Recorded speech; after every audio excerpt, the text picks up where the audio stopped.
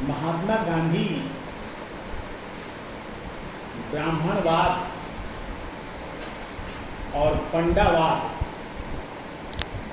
उसी का रूप है कि सख्त खिलाफ थे।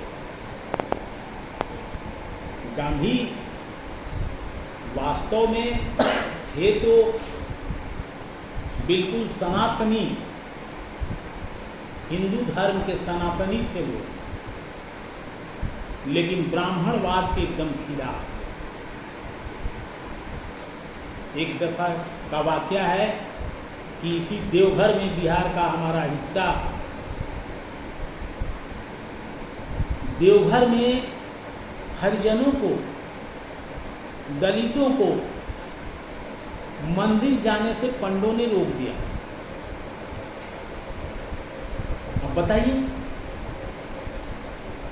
छुआछूत की भावना, और पंडों ने उन्हें मंदिर जाने से रोका। इसीलिए तो लोग मंदिर छोड़ करके गिरजाघर और मस्जिद में जाने लगे, इतने लोग कन्वर्ट हुए। कहने में हमको जरा सा भी झिझक नहीं है। गांधी जी 25 अप्रैल 1934 को गांधी जी देवघर पहुंचते हैं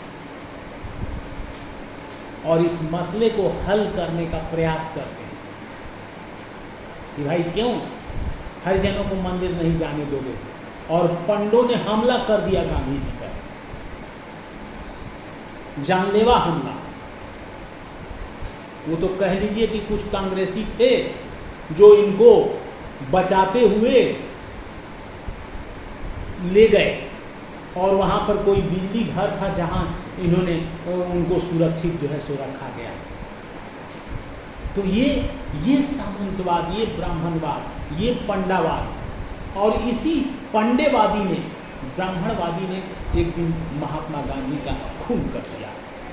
निहत्थे महात्मा को मार करके जो है सो समाप्त कर दिया उनके इस नश्वर शरीर। तो इस पंडावाद के खिलाफ जो महात्मा गांधी थे, उसी के साथ जूझते हुए ही, जूझने के क्रम में ही महात्मा की हत्या हुई। उस समय भी वही ब्राह्मणवादी तत्व ने, उसी पंडावादी तत्व ने उन पर हमला किया।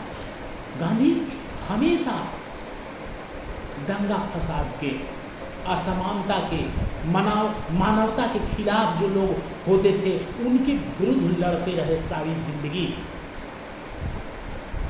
और महात्मा गांधी, आप सुनकर के ताजुब होगा कि महात्मा गांधी ने कोहाट में, पश्चिमोत्तर एक इलाका है कोहाट, जहाँ कभी हिंदुओं पर जबरदस्त हमला हुआ था और बहुत सारे हिंदू मारे गए थे। वहाँ भयानक दंगा हुआ था, और उस दंगे के खिलाफ में महात्मा गांधी 21 दिनों का अनशन पर गए। 21 घंटे के भूखे रहने में लोग छटपटा जाता है, मरणासन्न हो जाता है, और महात्मा गांधी 21 दिनों तक अनशन करते रहे इस दंगे के खिलाफ। महात्मा गांधी में वो दम था।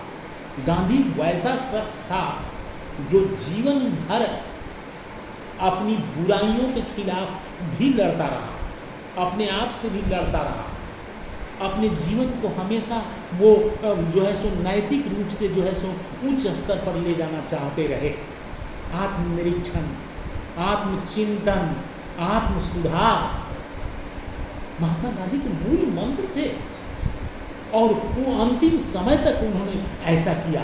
और ये बात मैं नहीं कह रहा हूँ, ये बहुत हद तक बातें इनके ही जो है सो समझ लीजिए कि गोपाल कृष्ण गांधी इनके जो है सो पौत्र हैं, वो लिखते हैं। दैनिक हिंदुस्तान में आपको पृष्ठ 18 पर 2 अक्टूबर 2024 के जो है सो पृष्ठ पर लिखा हुआ है।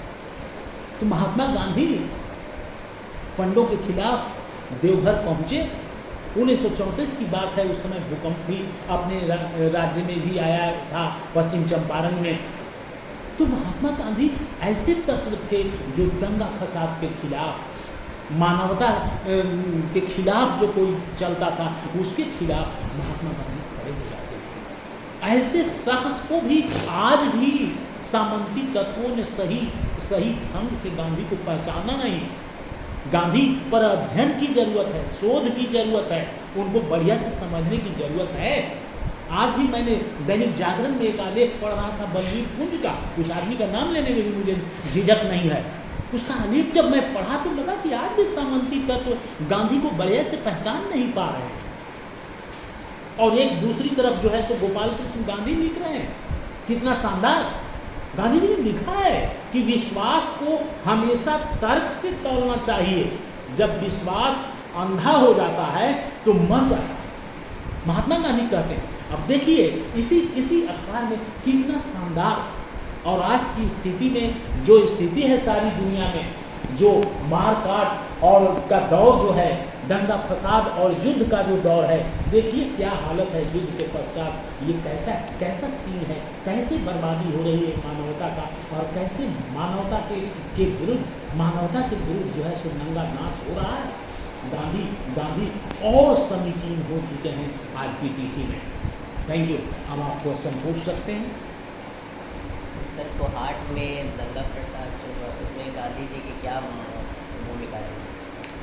देखिए, जैसा कि मैंने बताया कि महात्मा गांधी के लिए असहनीय पीड़ा थी नोआखाली में भी जो घटना हुई, और ये पश्चिमोत्तर प्रांत में जहाँ के हिंदू उनकी बेटी बहुओं को जबरन उनसे शादी की गई और उन्हें गाजर मूली की तरह काटा गया। और महात्मा गांधी के लिए यह असहनीय पीड़ा थी, और उन्होंने 21 दिनों का अनशन किया। लोग तड़प जाते हैं 21 घंटे तक भूखे रहने में, और उन्होंने 21 दिनों तक जो है सो समझिए कि नहीं मरना सन्न होकर के उन्होंने जो है सो अनशन किया। तो गांधी तो रोते थे, रो उठते थे, और मजबूर होकर के गांधी ने भी देश का विभाजन स्वीकार किया। और ये धर्म के नाम पर ये जो देश टुकड़े, आज भी बांग्लादेश और पाकिस्तान की स्थिति क्या है, वो देश चलाने में अक्षम हो चुके हैं। आज भी गांधी उतना ही समीचीन है। अपने भारतवर्ष को देख लीजिए और बगल के पड़ोसी को देख लीजिए जो धर्म के नाम पर अपना गठन कर लिया, उनको देख लीजिए। तो गांधी को क्या कहना है, आज और समीचीन होते चले जा रहे हैं, और समीचीन होते